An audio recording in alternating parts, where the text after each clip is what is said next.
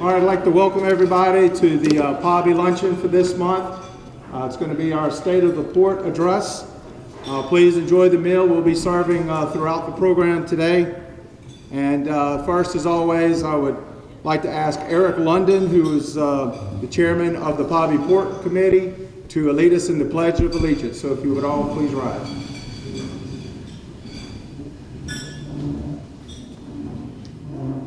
Allegiance to the flag of the United States of America and to the republic for which it stands, one nation, under God, indivisible, with liberty and justice for all. Thank you. You may be seated.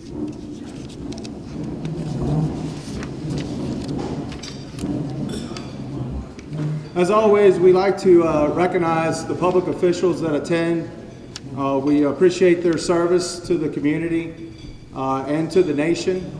And I would like to recognize everyone that is here in that capacity and ask that you hold your applause to the end. And if when I call your name, just wave. You don't have to stand up. Just give a good wave so everybody can come and maybe greet you afterwards if they'd like to.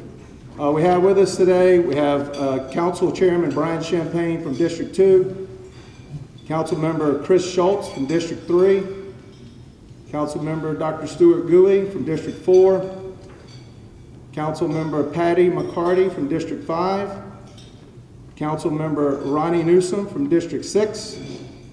We also have our District Attorney, Charles Ballet. We also have with us Jake Benoit from Senator John Kennedy's office. We also have newly commissioned here at the base here in Bellchase, Captain Andrew McLellan, the CEO of NASJRB. Let's give them all a round of applause, please.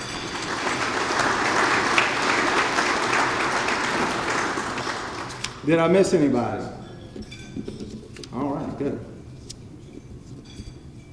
Next, we have Councilman Dr. Guey here to give us a brief update on an ordinance that he introduced for something that'll be on the ballot next March. So, Dr. Guey.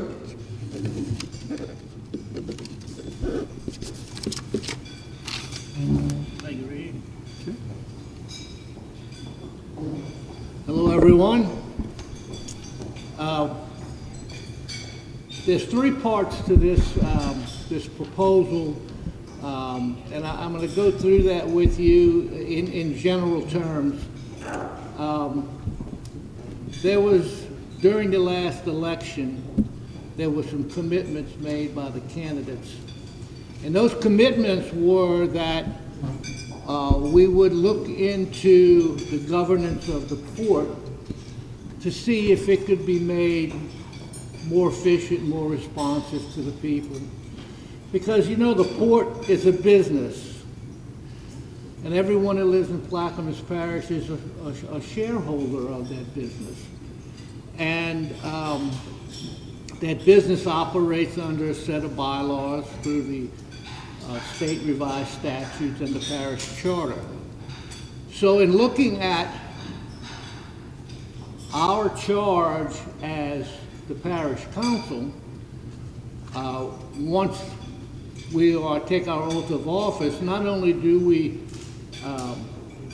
commit to serve our districts and our parish to the best of our abilities, but we also are given the charge of doing what we can to make the port business profitable and attract customers. So in looking at the commitment that was made by those individuals who were running for office, and that commitment being that they would like to look into a way to have another form of governance for the port. So for us as council members who are elected, and one of our charges is to do the best we can for the port, I think it was incumbent upon us to look at maybe opportunities out there that had not been explored. So the proposal was put up, and the issue was the first of three parts. And that issue was, does the sitting council wished to call a special election whereby the voters of the parish, who are actually the stockholders of the port, would have an opportunity to vote on a different form of governance. That governance being a port board of 7 members. At present, we're at 9, and the parish council serves as that board. But a port board of 7 individuals who are from the port industry.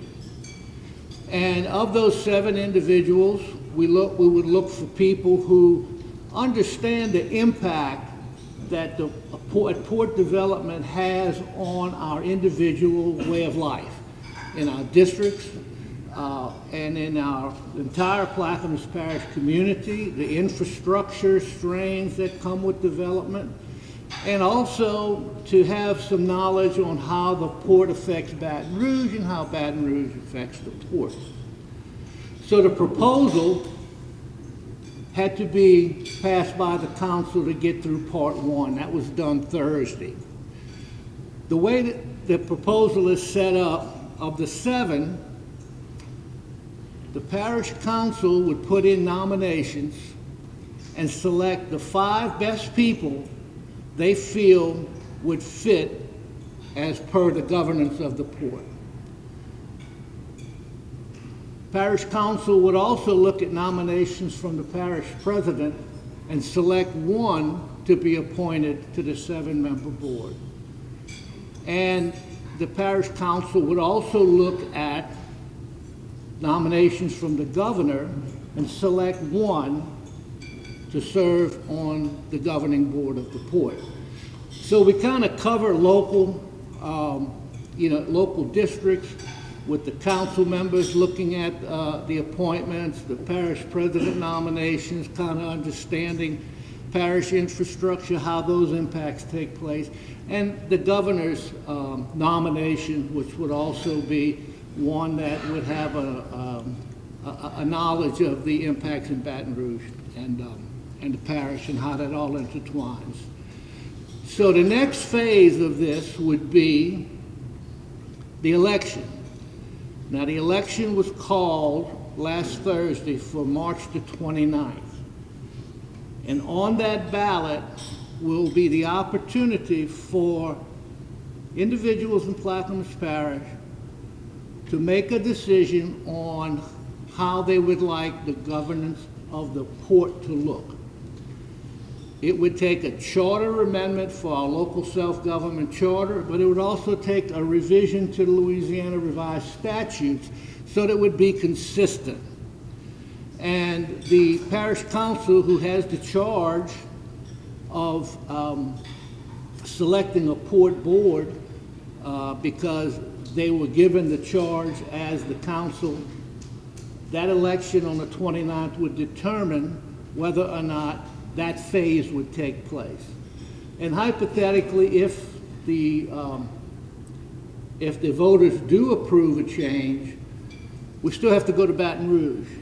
And we've had discussions with our legislators, and the sense that we're getting is that if the will of the people is to have their port governed by individuals who have port experience but are appointed by our local governing authority, how would that look? The will of the people has a lot of weight in Baton Rouge. And we've gotten some good signals that if that does happen, that in all likelihood we would get 2/3 of both houses in Baton Rouge to approve that change in the Louisiana Revised Statutes. I mentioned about the members of the board having some port background and port experience. Some of the other little things in there so that we have some checks and balances is that the individual who is appointed to the board would have to either live in Clackamas Parish or work in Clackamas Parish, which means if someone is appointed, and I just say Chevron Chevron Oronite. They happen to be in Chevron Oronite. But they don't live in the parish, but they work in Chevron Oronite. They would qualify to be appointed to the board. However, if they retire and don't live in the parish after retirement, then they would have to be replaced. So the individual would have to live here or work here. They would have skin in the game. Their decisions would have an impact on their livelihood or their business. There's a provision for termination or removal of a board of commissioners, whereby 2/3 of the appointing body, which is the council, would have to agree that that replacement would have to take place. The actual start dates, if all of this passes and gets through Baton Rouge, by January of 2026, the governing body, the new Port Commission, the appointed Port Commission, would take office at that time. Subsequent to that, appointees by the council would take their office would be continuous with that term of office. Same thing with the governor. The governor's on a different cycle, so we would see some type of continuity on the board. Nothing else changes. Everything else stays the same, and it's important to understand that everything stays the same except for the governing board. All of the laws, the state statutes, the local laws, the agreements we have with other entities, those all stay the same. None of that changes. So we've got 5 months to start to understand what's going on, to ask questions.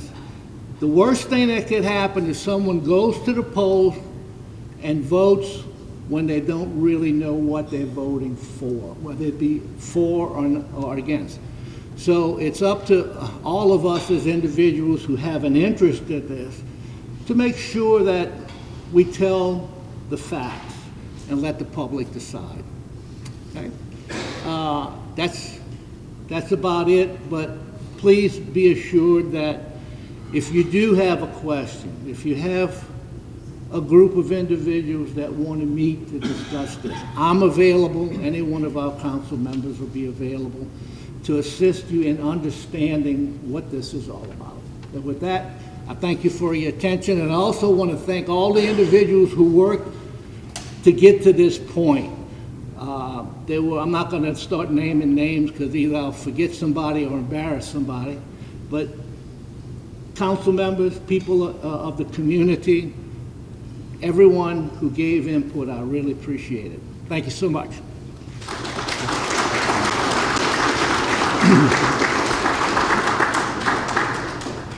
Thank you, Dr. Guey. Having served on the board of PABI for many years, off and on, as a charter member of PABI, this has been something that's been on our agenda, which is port governance. And it's something that we're going to look very closely at our next board meeting. I know Eric, as our chairman of our port committee, is already working on this. But thank you, Dr. Guey, for your leadership. Thank you to all the commissioners and councilmen that took a leadership role in starting this process. We think it's very important, so I truly thank you. Let's give them another round of applause, please.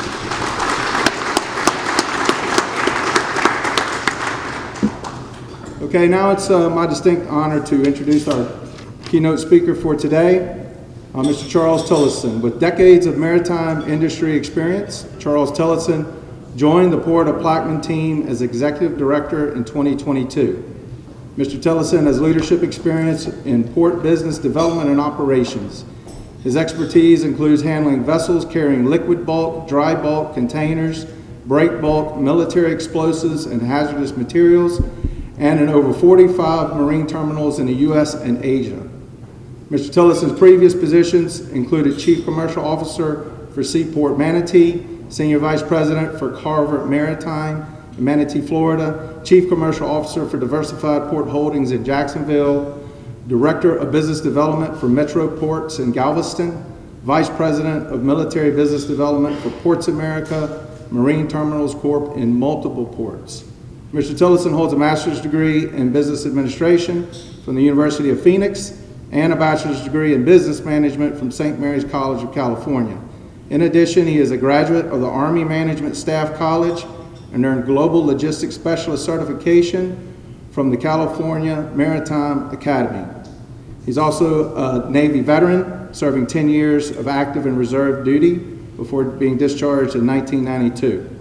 His civil service experience included positions as Marine Cargo Specialist for the Naval Weapons Station in Concord, California, and as Chief of Break Bulk Cargo at the Surface Deployment and Distribution Command in Oakland, California. Please welcome Charles Tillotson.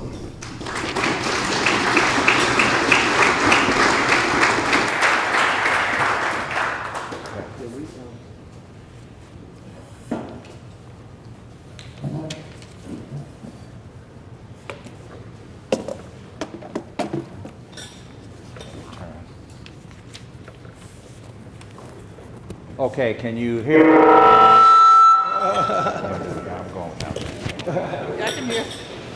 I'm going to go without that. So as you can see, we're having some technical difficulties. While we're resolving these issues, one of the first things that I would like to do is thank PABI for inviting me to this event. I'm very, very excited to be here because last year was my first year doing a State of the Port.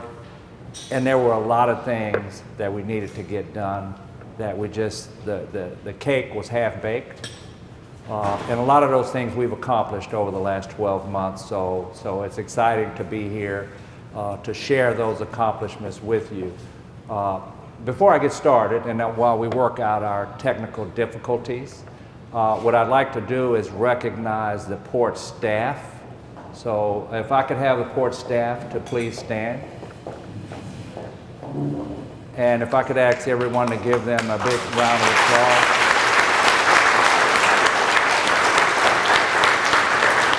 Thank you. I'm so excited that they're here.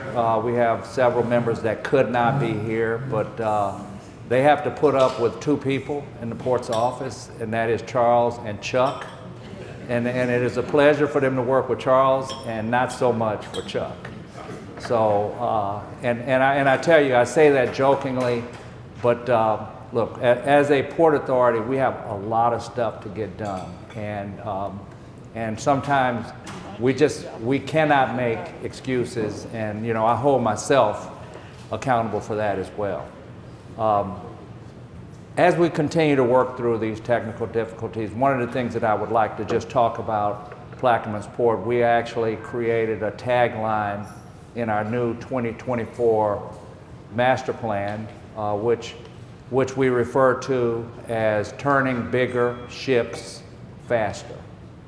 Turning bigger ships faster. And I'm sure there are several of you in this room that, you know, you may think of that as words, but you know, I think one of the key things that came out of our 2024 master plan was we really took a deep dive into making sure that we thoroughly understand what our customers want and what our customers need, right? And so I mean, there are many people here in the room that may say, well, I'm not even really sure where the port is, but I'm pretty sure anybody who's been through Plaquemines Parish, you've seen the multiple major anchorages that we have in the parish, and so ships come through Plaquemines Parish, and they're either waiting to hit a dock in Plaquemines Parish or somewhere up the Mississippi River. The bottom line is every time a ship comes through, connects from the Gulf of Mexico to the Mississippi River, coming or going, they must pass through Plaquemines Port District. And so for us here in Plaquemines, the idea of turning bigger ships faster really is all about the value proposition of saving our customers money, right? I mean, if you're not in our industry, you know, it's not a well-known fact that each of these ships that you see at our anchorages or anywhere up and down the Mississippi River, they have a daily per diem rate, a cost rate that could range, depending on the ship size, anywhere from $30,000 per day to $300,000 per day. So when we look at our port district, the heart of our port is at around mile marker 50. And the reality is that we have the capability to turn ships around faster than any other port on the Mississippi River. And then I would also contend we compete with Houston and we compete with Mobile as well, because we also have the deepest draft. We have the widest channel to naturally turn vessels around. We are free of any bridge obstructions. We are typically south. We're typically south of most of the fog. So what we see in our district is vessels will come in and park in an anchorage, and they will park in that anchorage, sometimes waiting for the fog to clear north of us. So I mean, when you put all of these things together, really what it comes down to is the value proposition of saving our customers money. And that strategy, we believe, is going to be very key to doubling our size over the next decade. So we're pretty excited about that. As you guys can see, I'm trying to fill time because so I may very well be on my own, so I am going to talk through this, and I will tell you, this happens oftentimes on a weekly basis within the port, where we have to just ad-lib and keep going. So, I mean, I was very happy that Dr. Guey, who was our past chairman of the board for my first year here at the port, I mean, he really provided a lot of leadership, and I was happy that he got up and made those comments on how our governance is thinking about the future. And it really is. It's about the future. We have a very bright future. We have the longest port district in the United States. We are the fastest growing port in the United States. When you talk about tonnage handled, you know, we will drop from 10 or 11 in the United States to about 4 or 5 once Venture Global is complete. And that would drop even lower once we build a container terminal. So you know, we've transitioned to another chairman, which is Mr. Brian Champagne. He's done a great job. He will be transitioning out this year. And the commission will elect the next chairman of the board, and we at the port staff, we look forward for that continued leadership. And what I will tell you is we've, in the last 18 months, and since the last State of the Port meeting, one of the things that we've done is we have created a very clear vision, and that vision is to be the leading U.S. international gateway port in the Gulf of Mexico. And again, you know, the way we will get there is all of those attributes that I described a minute ago about our superior and our strategic geography of being the first port on the Mississippi River, being the deepest port, being the widest port, and being able to turn ships around faster and save our customers money. With that, we've developed a mission, a very clear mission statement, and that mission statement is to develop and promote a safe maritime district and cargo handling processes to enhance vitality and economic growth of the port district and the parish. Why is that important? Again, we are the true gateway port to Louisiana. We are the first port coming into the river and the last port leaving the river. So we have a responsibility for safety, for security, for environmental. And so that mission statement was very important to us, and I'd like to point out, if anybody would like to understand, you know, our vision and our mission statement a little better, I encourage you to go to our website. It's under resources, and you will see our master plan, which is a 2024 comprehensive master plan. We also have a 2023 comprehensive market study. And in addition, what we've done from that market study and the master plan, we've created what we're calling a capital improvement plan. So it's really a 5-year plan that we are using that plan to develop our budget for 2025. But one of the things that the port will do differently and will deliver differently, and you'll see it at our budget meeting, is we will have a 5-year capital improvement plan in the budget. Now, 2025, obviously, those numbers will be committed, but the 4 years after that, these are the things that we know we need to do and that we know we need to go and find funding for. So, one of the other things that was very important for us was to develop a set of values. I mean, there's been a huge change in turnover in the port. If you remember, from 22 to 23, from 21 to 22, the port lost all of its executive staff.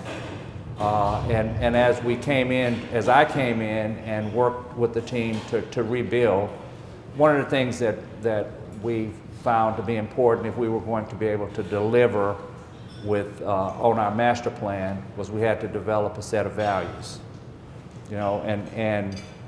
And what I will say about those values is this was not just an exercise that we worked with the Bridges group, who happens to be here, who did our master plan, and we came up with some fancy words to put on a board. And I've seen that in many companies, as you guys heard, all of the different jobs I've had, and I think I want to try to cut down on that list because it really sounds like I couldn't keep a job. But I just want to point out to the group here, if you look at my resume, each one of those, it was a promotion, right? So just so we're clear.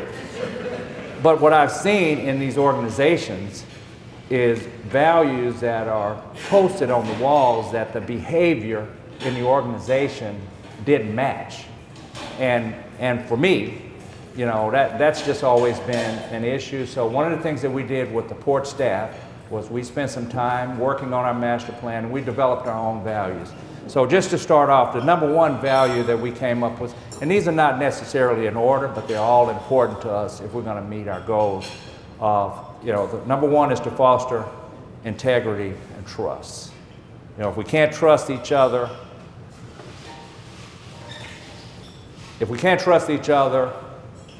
internally and externally, what do we have, right?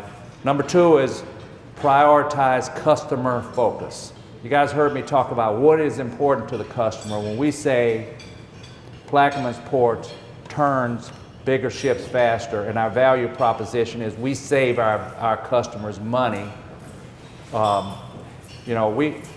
we are clearly focused on what are the things that are a challenge for our customer today. And the biggest example that I can give you is many of you probably heard about the strike that just took place with the ILA. And I bet you there's a lot of you that ran down to Sam's and to Costco to fill your pantries because you heard that this strike was looming and things were not going to be on the shelves. Well, one of the things that we found is that it's just been kind of a trend in our industry where we lose focus of who the customer really is. And so when you talk about big ocean carriers and then being hung up in a port because of a strike or because of fog or because of labor challenges, all of those things go right to the bottom line. And whenever we can focus to help our customers to keep their vessels moving faster, that is a value that is going to have a lot of meaning to that customer. Number three is just clear and transparent communication. Where I talked about safe, efficient, and reliable service delivery on the river, and it doesn't matter if it's with our rescue, security and rescue boats, if it's with our ferry services.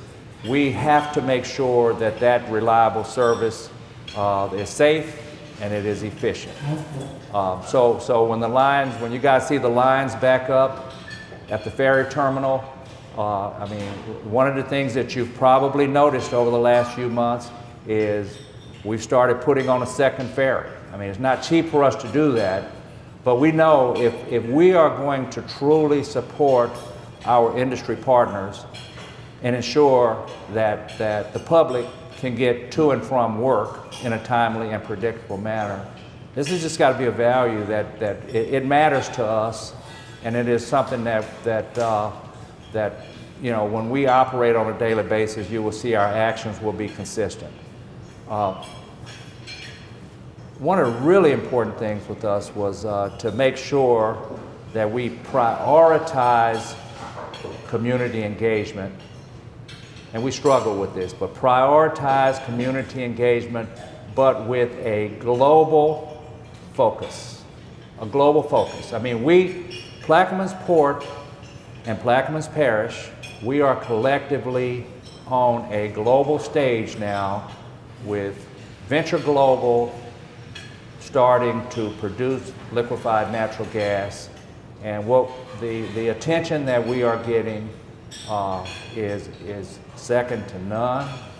And what I will say is we have to make sure that our focus on the customer really you know, considers what's happening on the global stage.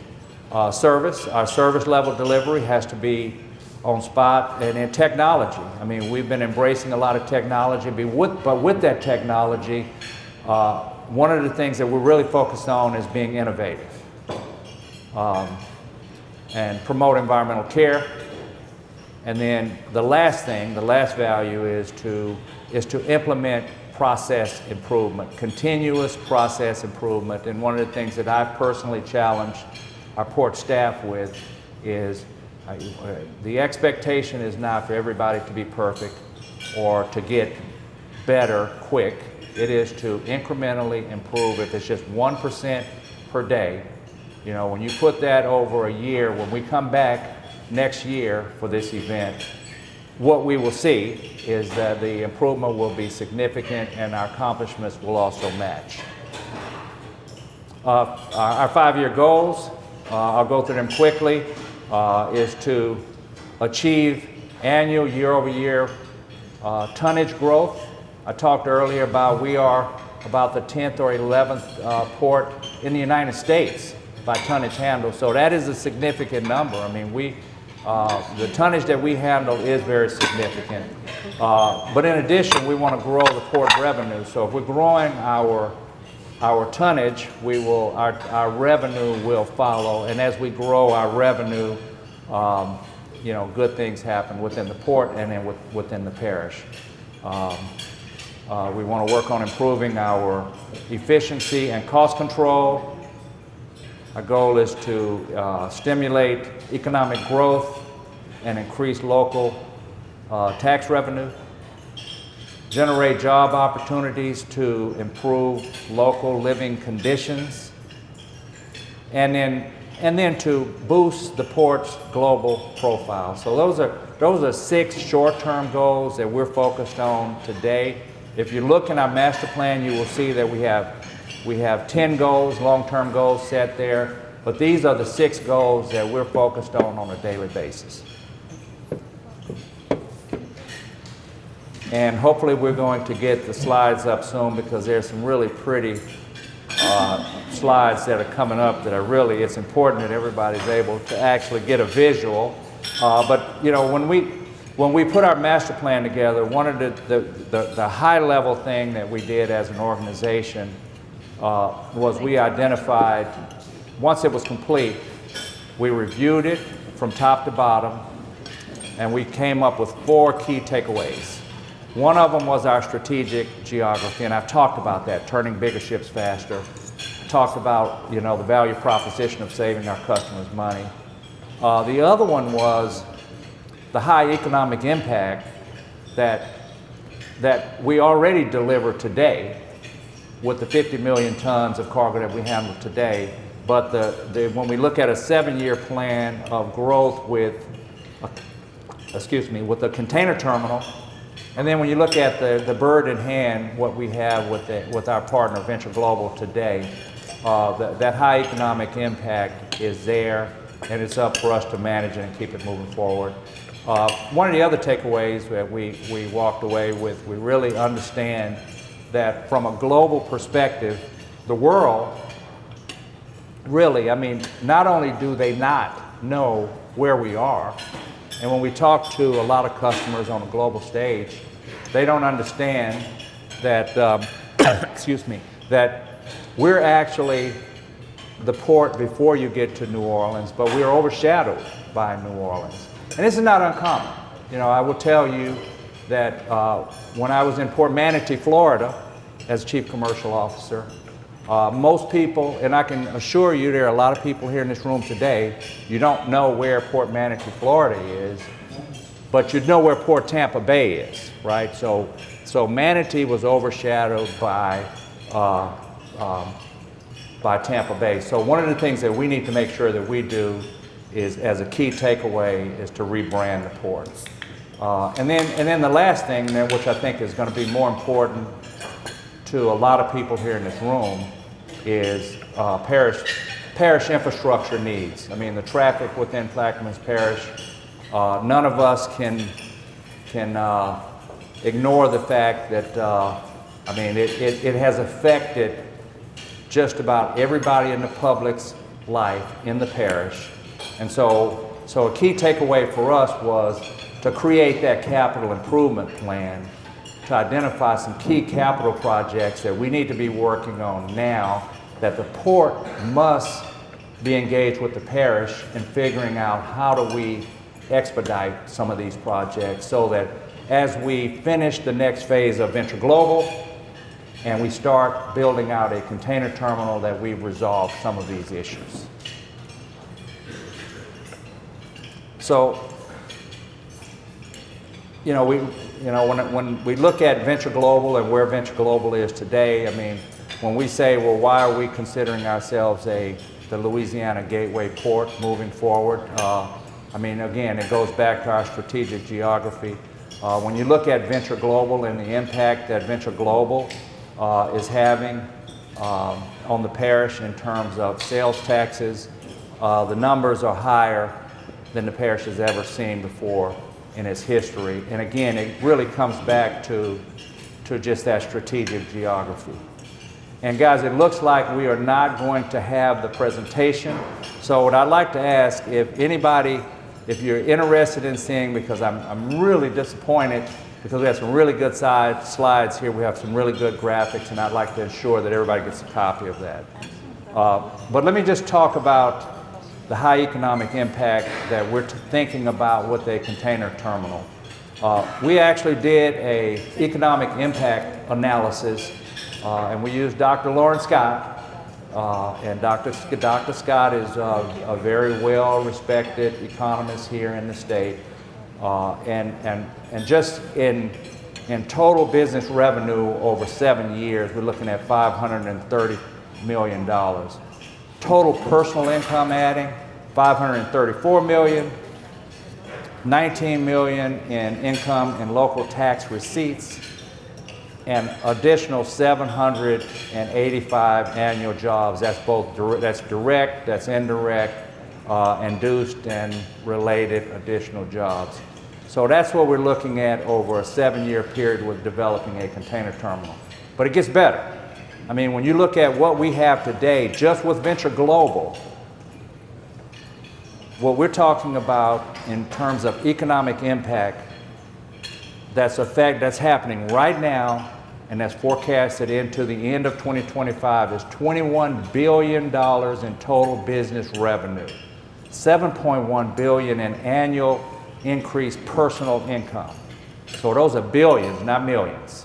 498 million income and local tax receipts, and over 26,000 jobs. We're talking skilled jobs, we're talking unskilled jobs.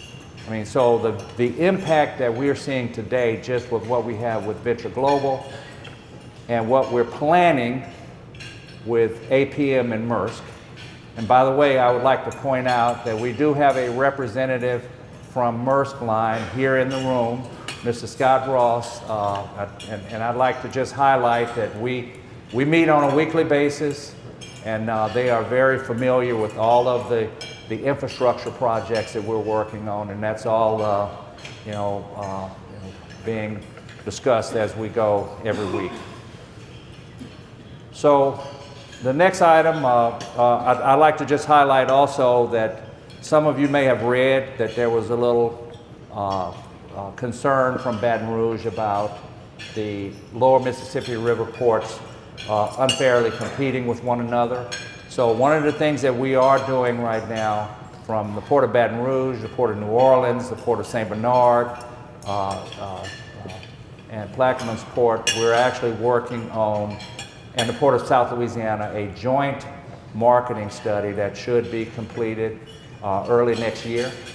And most people don't realize when you look at the lower Mississippi contribution to tonnage handled, it's actually over 500 million tons of cargo from Baton Rouge down to Plaquemines. And each one of us have our own diverse niches, and those are the kinds of things that we're really looking at in this study, and we're trying to determine how we're going to make sure that we best leverage our strengths and our weaknesses so that we can grow economic development for the state through the 5 lower Mississippi River ports.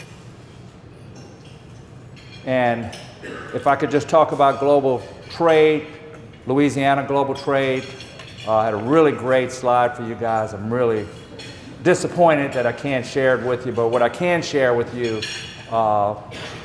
in 2023, the state of Louisiana had $132 billion in total trade value, and of that, 101 billion was on the export side, and 32 billion was on the import side. And you know, why is that important? And the map that I have here really shows our biggest trading partners being China. We have Canada, Mexico, down in South America.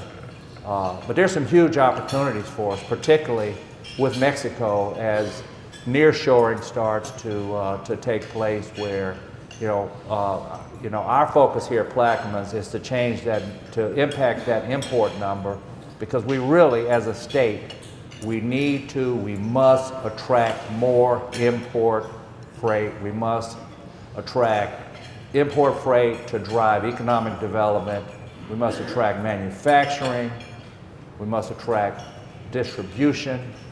And it's just low-hanging fruit for us. Just to really talk a little bit about our capital improvement projects, I think it's important to point out that when you look at the money that's being invested today, that's planned here in Plaquemines Ports District, 97 cents on a dollar. So 97 cents on every dollar that's being invested is being invested by private industry. So 3 cents of that is public entities between Plaquemines Port, Plaquemines Parish, and Jefferson Parish. Why? Why is that? The reason that is because of the strategic geography.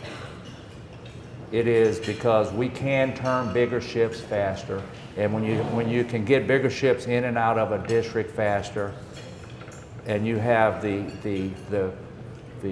marine highway of the Mississippi River connecting us, it's very attractive to the global trade market. Hopefully I'm ad-libbing this pretty good, and I'm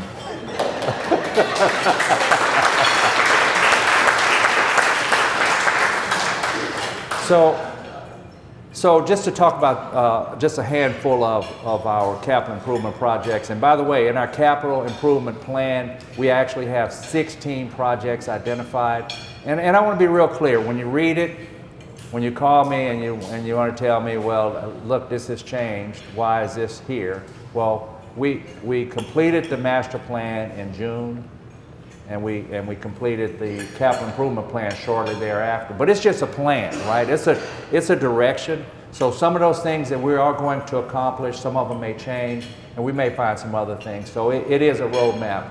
But one of the things that I'm really excited about, I mean, I'm extremely excited, is the Peters Road Rail Bypass Project. Right? When I got here at our last meeting, we talked about that project, and you know, we have some really nice drawings on what that project will look like, but there was zero engineering commitment or funding available for that project. So it was all conceptual in nature. Today, as of last year, and because of the port's leadership, our port commission approving for the port to put the first $1.5 million in for 30% design, we've partnered with Jefferson Parish, we've partnered with the city of Gretna, and we actually have $4 million on the table today. We've started 30% design. Once we made that commitment, we actually signed between the city of Gretna and the Union Pacific a contract to start building the specs out according to Union Pacific specs.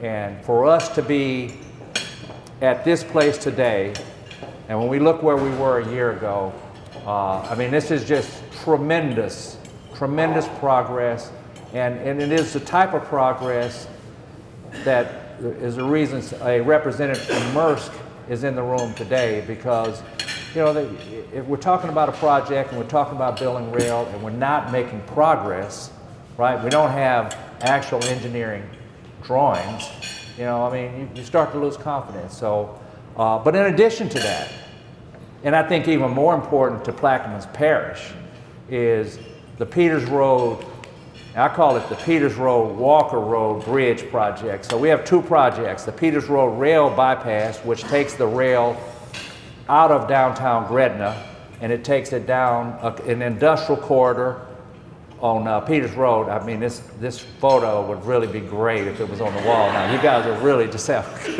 a good picture in your mind, so we'll make sure you have it. But the Peters Road Walker Road Bridge project, many of you know that project has been on the books for decades.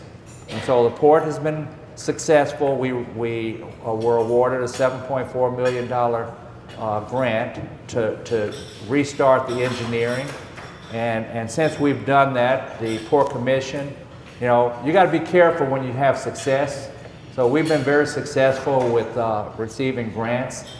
So the Port Commission has now tasked the port with actually working with the parish to fund the construction of that bridge as well. So what's important about these two projects together is they intersect,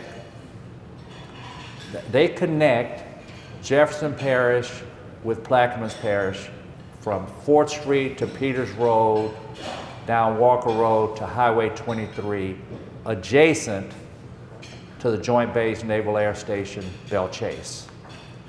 And so, I mean, many of you know that there's been a signed agreement from the Admiral at the Pentagon, the Secretary of the Navy, to allow the port and for the base commander to collaborate about a joint project to create a air cargo intermodal hub to tie it to an intermodal hub. And that project was another project that really kind of stalled out there. But what we've done in our master plan is we identified that this opportunity is not only there, it is just huge, because when you look at the air cargo capacity in the state of Louisiana, it's just really not where it needs to be.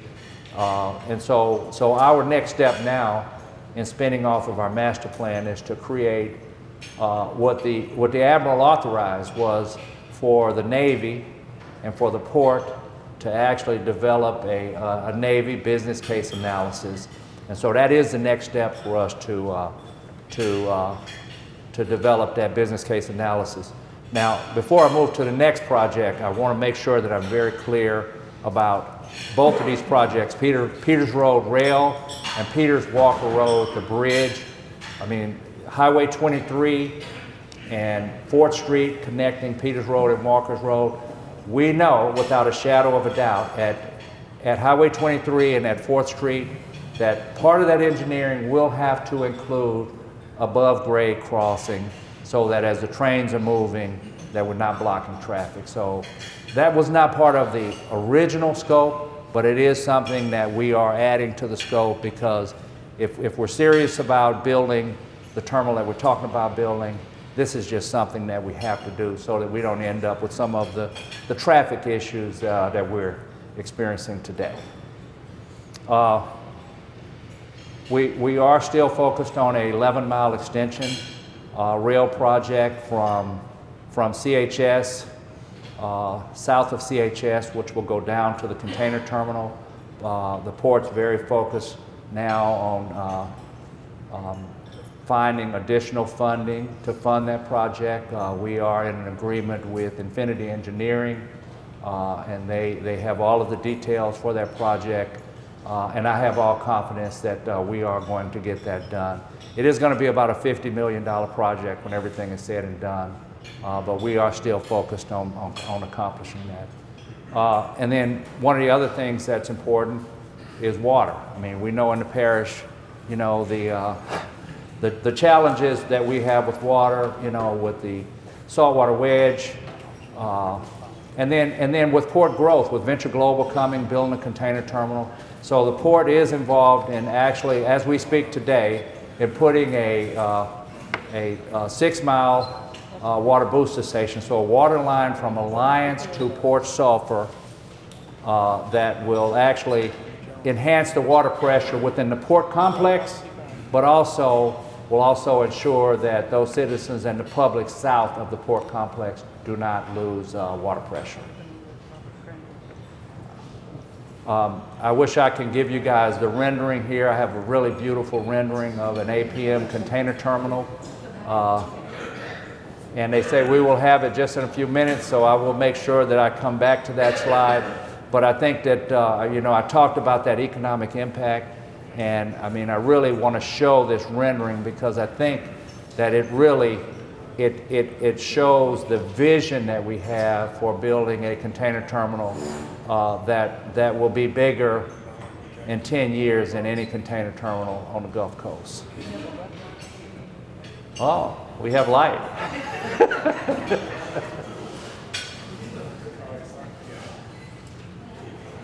Can you take me to slide? Oh, okay. Whoa, here we go. You guys like these photos? Look at this. Did I describe it or what? This is that, you know, this is the Louisiana trade.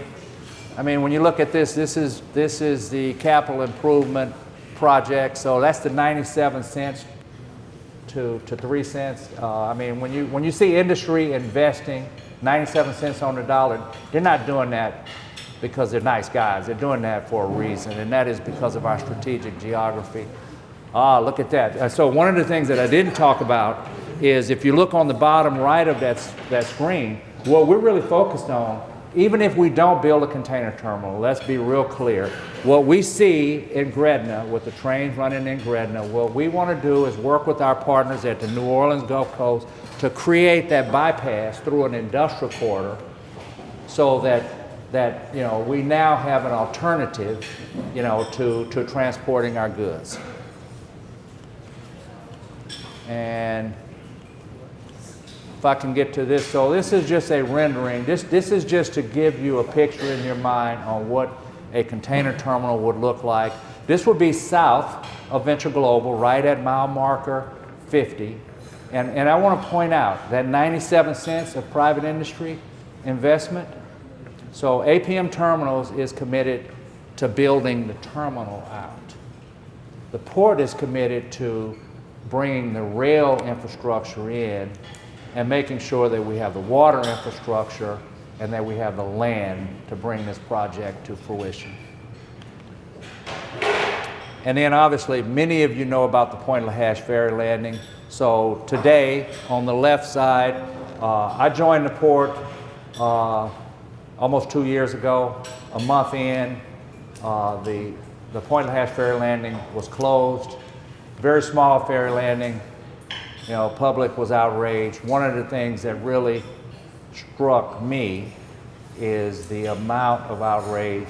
We looked at the possibility of a single ferry in the middle of the parish, and one of the things that we determined after about three months of investigation and research, you have to have two ferries. You have to have one south of the port complex, and you have to have one north of the port complex. It's just a way of life in the parish, but it also provides that public transportation route that will allow some traffic to flow on the east bank, and they don't have to come through Belle Chase. If we have emergency evacuation, it's just that extra route. And so this is very important. So the port is actually investing $4.8 million to do an emergency repair, which is happening right now.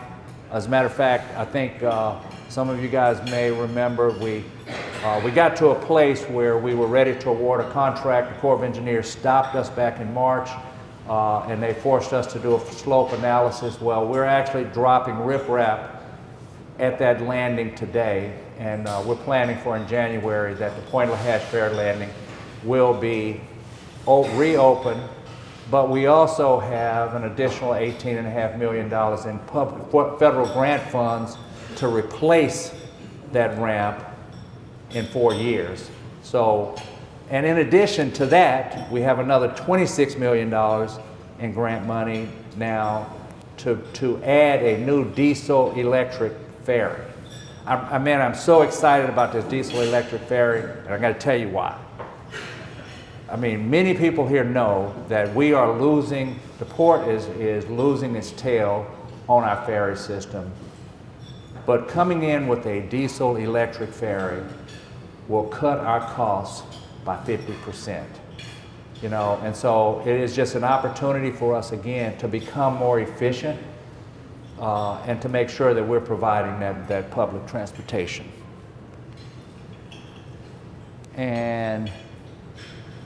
And then this just talks about some of those grants. So if you look on the left side of your screen, between 23 and 24, you can see the grants, which has been over $77 million in grants that the port's been involved in going and attaining. And if you look on the right, particularly the two for 2024, we're anticipating an award announcement within the next couple of weeks on those two.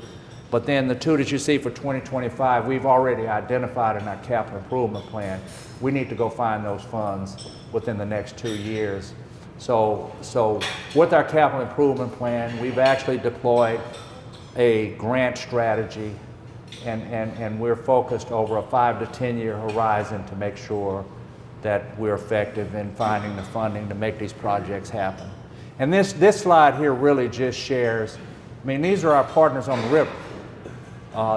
These slides, the projects that we're talking about, we're excited to work with everybody here. Some are here today, some couldn't be here, but we're going to grow. We're going to grow this. And with that, I know I've taken enough of your time. I apologize for not having the slideshow. Hopefully I was able to do it a little justice, and if you'd like a copy of the presentation, we'll make sure that we send it to you. With that, I conclude, and we're open to any questions that you may have.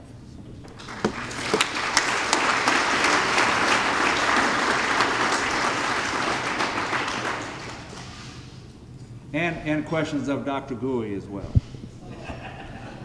Bruce? Yeah, Bruce. Charles, where in the capital improvement plan?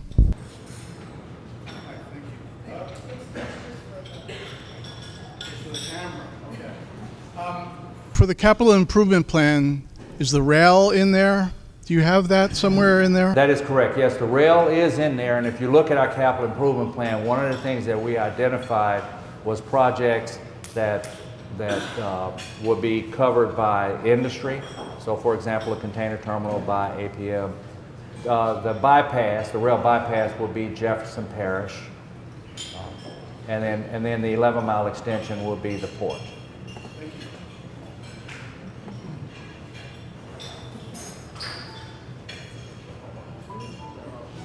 Any other questions? Oh, you guys are too easy.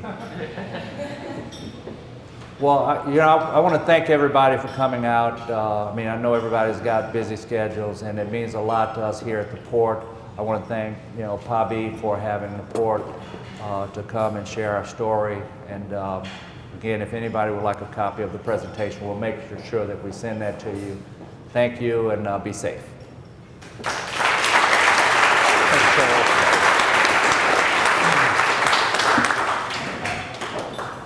Thank you, Charles. I think you did a fantastic job given the technological difficulties. I didn't even say the word. One thing I would like to recognize, Angelina. So if y'all don't know who was the person that would not give up, make sure we got some slides, is Angelina Vignero. Let's give her a hand. And the staff here at Boomtown. Thank y'all for, under the emergency circumstances, I can see that y'all are working feverishly to get it done. So thank all the staff of Boomtown for putting this event. In closing, if you're a member of PABI or if you're a future member of PABI, we're going to be looking for your help. The commissioners that are here, the executive director, working very hard to try to get this container port going. We need your input on what you think. Dr. Guey came up and spoke to you in detail about an introduction that was passed by the council to put something on the ballot in March to change the way this port is governed. And I want to really express to you how serious and how big this is. I think this is a tremendous step for the future of Plaquemines Parish and the future of the Plaquemines Parish Port. But we want to know what you think, especially if you're a member. Please reach out to PABI. Let us know your comments about what you've learned so far.